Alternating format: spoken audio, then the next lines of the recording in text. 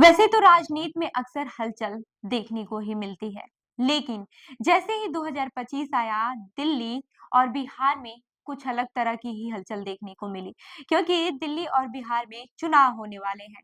आपको बता दूं कि दिल्ली में जो विधानसभा चुनाव होने वाला है, उसकी तारीखों का ऐलान हो चुका है और इसकी वजह से दिल्ली में सियासत और भी गरमाई हुई है। आपको ये भी बता दूं कि चुनाव आयोग ने मंगलवार को ऐलान किया कि दिल्ली विधानसभा चुनाव के लिए मतदान 5 फरवरी को होगा और नतीजे 8 फरवरी को आएंगे।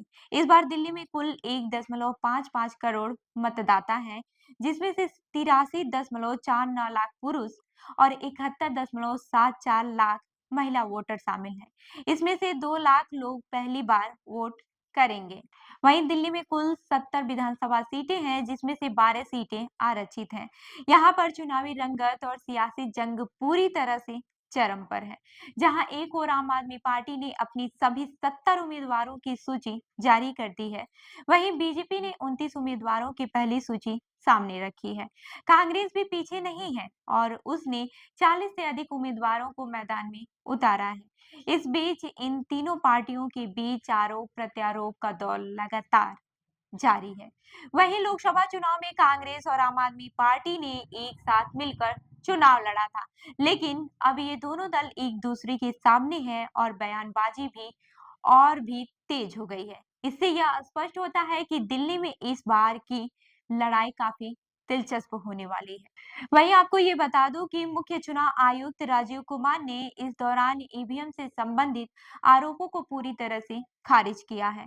उन्होंने कहा है कि पिछले कुछ चुनाव में भी ईवीएम पर सवाल उठाए गए थे, लेकिन हाई कोर्ट और सुप्रीम कोर्ट ने हमेशा यह कहा है कि ईवीएम में कोई गड़बड़ी नहीं हो सकती है। इसके अलावा वोटर लिस्ट से नाम काटने की शिकायतें भी आई हैं, लेकिन यह पूरी प्रक्रिया के तहत होता है। चुनाव आयोग ने स्पष्ट किया है कि राजनीतिक दलों की सहमति से वोटर लिस्ट को अपडेट किया जा सकता है और इसमें किसी भी तरह की गड़बड़ी की गुंजाइश नहीं है। वहीं दिल्ली की राजनीति में यह चुनाव खास है, क्योंकि यह ऐसे समय में हो रहे हैं जब मुख्यमंत्री अरविंद केजरीवाल पर भ्रष्टाचार के आरोप लगे हैं और वह इन आरोपों का जवाब जनता के बीच जाकर दे रहे हैं। वहीं बीजेपी की कोशिश है कि दिल्ली में एक बार फिर से सत्ता में वापसी हो जाए और कांग्रेस की हालत भी खराब हो चुकी है। पिछले 2 विधानसभा चुनाव में कांग्रेस का खाता भी नहीं खुल पाया है। वहीं दिल्ली में बीजेपी, कांग्रेस और आम आदमी पार्टी के बीच मुख्य मुकाबला है।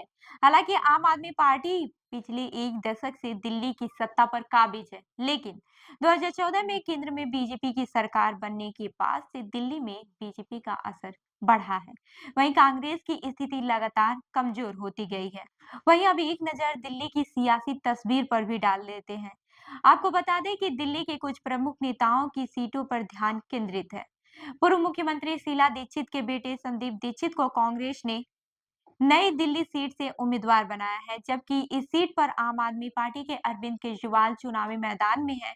केजरीवाल ने साल 2013 में इस सीट से शीला दीक्षित को हराया था और तभी से वह यहां से विधायक है। वहीं कालकाजी सीट से आम आदमी पार्टी की प्रमुख नेता आतिशी के खिलाफ बीजेपी ने पूर्व सांसद रमेश बिधूड़ी को उम्मीदवार बनाया है। कांग्रेस ने भी इस सीट से अलका लांबा को उम्मीदवार बनाया।